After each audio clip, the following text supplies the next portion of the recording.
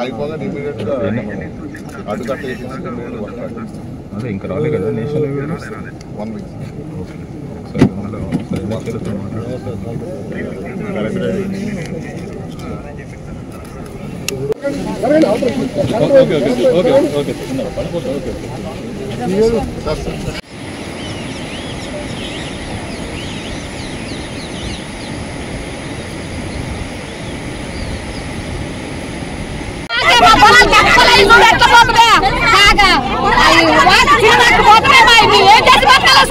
మాకు లేవు మా బతుకుదర్లే మా పొలాల మీద నాటుకులేదు కప్పులేదు బతుకట్టలు ఆడ తీసుకుపోతే బతుకట్టలు కూడా ఇళ్ళు గురించి అడుగుతున్నావు ధనం పెడతా నేను కూడా ఏదైనా ఇల్లు ఒకటి ఇల్లు ఒకటి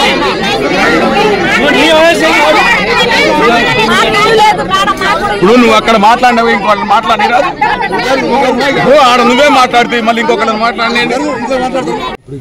ఇప్పుడు ఎమర్జెన్సీ ఏం లేదు, నీళ్లు పుష్కలంగా ఉన్నాయి. అటు ఇప్పుడు సిరిపేట సి గారు చెప్పే అంచనా మేరకు వారం రోజుల్లో గండి పూర్తి చెప్పి చెప్పలేదు సార్. జిల్లా మొన్ననే కదా భారీ వర్షాలు అయింది. ఇప్పుడు నిన్న పూర్తిగా ఈ రిలీఫ్ మెజర్స్ మీదనే ఉన్నాము.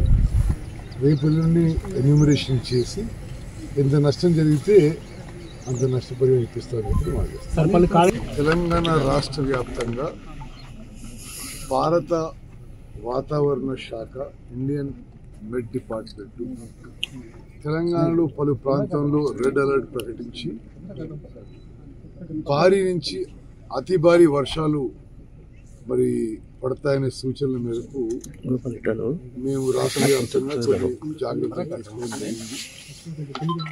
అయినా దురదృష్టవశాత్తు రాష్ట్రంలోనే అతి భారీ వర్షం హుజూర్ నగర్, కోదాడ ప్రాంతంలో పడడం జరిగింది. 2 ప్రాణాలు కోల్పోవడం జరిగింది. అదేవిధంగా అనేక ఇండ్లల్లో నీళ్లు రావడం జరిగింది. మరి అన్నిటికీ తగిన రిలీఫ్ చర్యలు ఇప్పుడు తీసుకుంటున్నాం. ఇక్కడ నాగార్జున సాగర్ లెఫ్ట్ కెనాల్ పై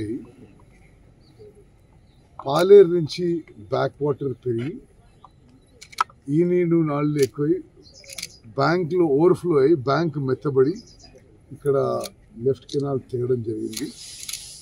ఒక 300 ఎకరాల పొలాలపై కూడా నీళ్లు పోయినాయి. అదృష్టవశాత్తు ఊర్లోకి నీళ్లు పోలేదు. ఈ 300 ఎకరాలు పంట కోల్పోయిన రైతులకి తగిన విధంగా నష్టపరిహారం ప్రభుత్వంలో ముఖ్యమంత్రి గారితో మాట్లాడి ఏర్పాటు చేస్తాము. అదేవిధంగా ఈ కాలువ, ఈ బ్రీచ్ క్లోజ్ చేయడానికి వాటర్ ఇంకొద్ది దక్కిన తర్వాత ఇంకో రోజు తర్వాత పన్ను మొదలుపెట్టి వారం రోజుల్లో కూడా ఈ బ్రీచ్ క్లోజ్ చేస్తాం. రాష్ట్ర వ్యాప్తంగా ప్రజలందరూ కూడా అప్రమత్తంగా ఉండాలి. మరి ప్రభుత్వ పరం నుంచి ఏమేమి చర్యలు తీసుకోవాలో అన్నీ తీసుకుంటున్నాం. తప్పనిసరిగా నష్టపోయిన వాళ్ళకి క్యాబినెట్లో పెట్టి చర్చించి ముఖ్యమంత్రి గారితో మాట్లాడి నష్టపరిహారం ఇప్పిస్తామని చెప్పి కూడా మనం చేస్తాం. గొంతు కూడా పోయింది. ఇప్పుడు మనం మొత్తము నిలబడి అందరికి మన ఇక్కడ మీరందరూ చెప్పే విషయం ఏంటంటే దాదాపు కాగితాల రామచంద్రపురం కింద వచ్చిన భూములు మీ రైతులందరివి మనై దాదాపు 300 ఎకరాల వరకు నష్టమైనట్టు కొంచెము ఇప్పుడే మన ఉత్తమ్ కుమార్ రెడ్డి గారు ఇరిగేషన్ మంత్రి ఏదైతే నీళ్లు ఇస్తారో ఇరిగేషన్ మంత్రి ఖుద్ వచ్చారు.